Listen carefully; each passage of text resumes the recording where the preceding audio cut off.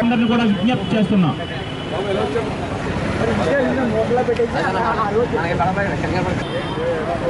పిఠాపురం పట్టణ కౌన్సిల్ సోదరులు అయినటువంటి అక్కడ మేడం గారు ఒకటి ఉండి సార్ వేసి రండి.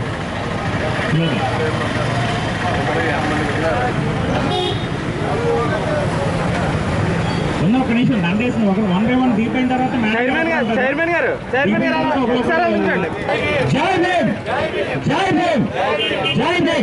ఓకే పూలమాల వేస్తున్నారు.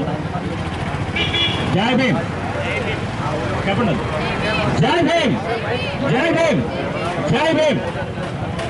అదేవిధంగా వద్దినీటి సుజాత గారు కూడా మరి అంబేద్కర్ యొక్క విగ్రహానికి పూలమాల వేస్తున్నారు.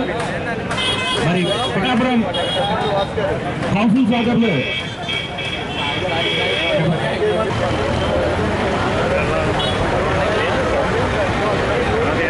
థ్యాంక్ యూ అండి. క్యాబినెట్ చేసిన వాళ్ళు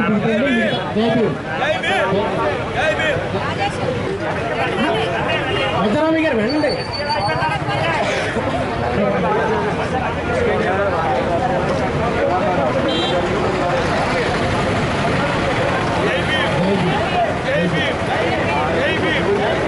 గారు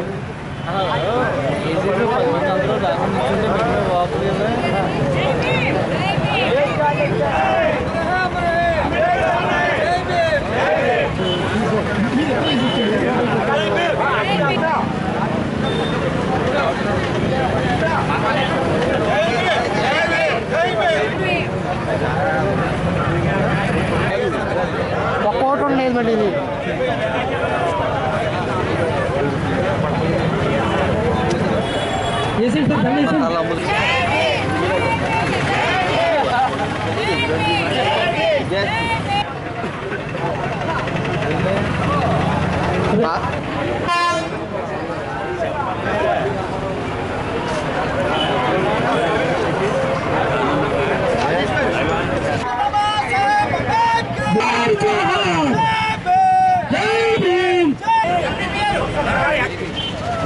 ఈ కార్యక్రమంలో మొదటిగా మరి గారిని మరి అంబేద్కర్ యొక్క విగ్రహానికి పూలమాల. రాజ్యాంగ నిర్మాత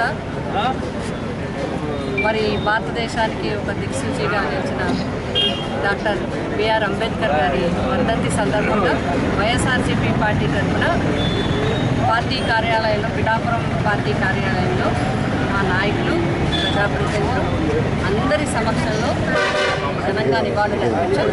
అదేవిధంగా పిఠాపురంలో కూడా ఇక్కడ అంబేద్కర్ గారి సెంటర్గా పేరు పొంది రడాలపేట దగ్గర మనకి ఇక్కడ అంబేద్కర్ గారికి నివాళులు అర్పించడం జరిగింది. అందరూ మరి బిఆర్ అంబేద్కర్ గారి యొక్క ఆలోచనలు కానీ వారి జీవితం కానీ మొత్తం సమాజం కోసమే త్యాగం చేయడం జరిగింది.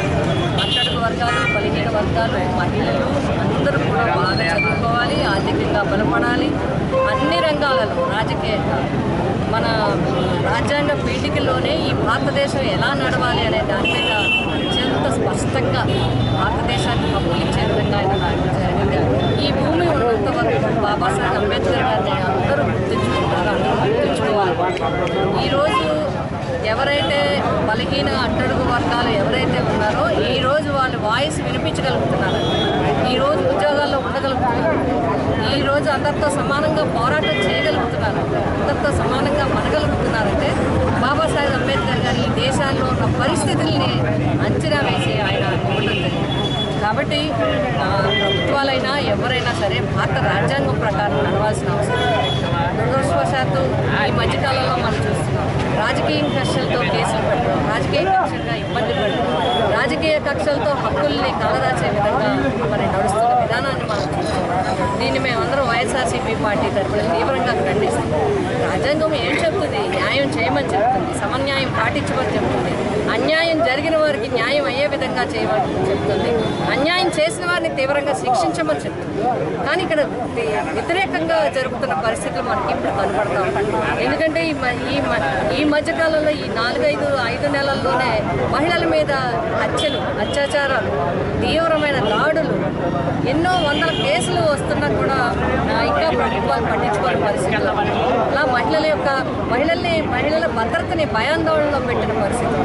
అంతేకాకుండా సోషల్ మీడియా పేరుతో ఎవరైతే ఉత్సాహంగా ఉన్నారో వాళ్ళ మీద తప్పుడు కేసులు, నిజమైన కేసులు అంటే పర్వాలేదు, తప్పుడు కేసులు పెట్టి వారిని రోజుల తరబడి జైల్లో పెట్టి, అంతేకాదు ఒక్కొక్క స్థానంలో తనున్న స్థానంలోనూ తనకు తెలిసిన స్థానంలోనూ కాదు, ఎక్కడో వేరే జిల్లాల్లో కూడా ఒక్కళ్ళ మీద కేసులు పెట్టి అంటే ఇబ్బందులు పెట్టడానికి, ఆందోళనకు గురి చేయడానికి, ఇవన్నీ కూడా అంబేద్కర్ గారు ఆశయాలకు అనుగుణంగా నడిచే ప్రభుత్వం కాదు అనేది మనకు తెలుస్తాం.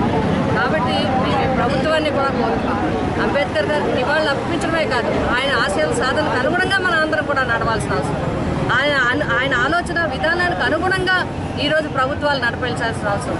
వైఎస్ జగన్మోహన్ రెడ్డి గారు ముఖ్యమంత్రిగా ఉన్నప్పుడు దేశంలో ఎవరూ చేయనట్టుగా అందరికీ కూడా ఇర్రెస్పెక్ట్ ఆఫ్ పార్టీ, ఇర్రెస్పెక్ట్ ఆఫ్ క్యాస్ట్ అందరికీ కూడా, అందరి పేదలందరినీ కూడా అంబేద్కర్ గారి ఆలోచనలకు అనుగుణంగా ప్రభుత్వాన్ని నడిపించడం జరిగింది. ఇప్పుడు కూడా అలాగే చేయాలి. ఎవరైతే పేద వర్గాలు, అట్టడుగు వర్గాలు ఉన్నారు, ఈరోజు ఎదురు చూస్తూ ఉన్నారు. మీరే ఎన్నికల్లో హామీ ఇచ్చారు ఈ ప్రభుత్వాలు, మేము వచ్చిన వెంటనే అన్ని ఇస్తామని.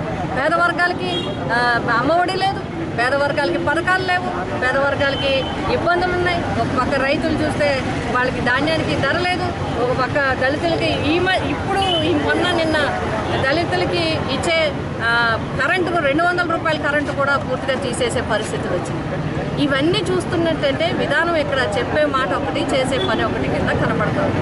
కాబట్టి అట్లా కాకుండా మేము అంబేద్కర్ గారికి నివాళులు అర్పించి వారి సమక్షం నుండి మేము కోరుతా ఉన్నాం, ఈ ప్రభుత్వాలు ప్రజలకు అనుకూలంగా పరిపాలించాలి, ప్రజా ఆశయాలకు అనుగుణంగా, ప్రజల ఆలోచనలకు అనుకూలంగా పరిపాలించాలని చెప్పి, ఆ విధంగా జరగనందుకు మేమందరూ కూడా వైఎస్ఆర్సీపీ పార్టీ పిఠాపురం నియోజకవర్గంలో తీవ్రంగా నిరసన తెలియజేస్తూ మరొకసారి బాబాసాహెబ్ అంబేద్కర్ గారికి హృదయపూర్వకంగా మేమందరం కూడా నివాళులు అర్పిస్తాం.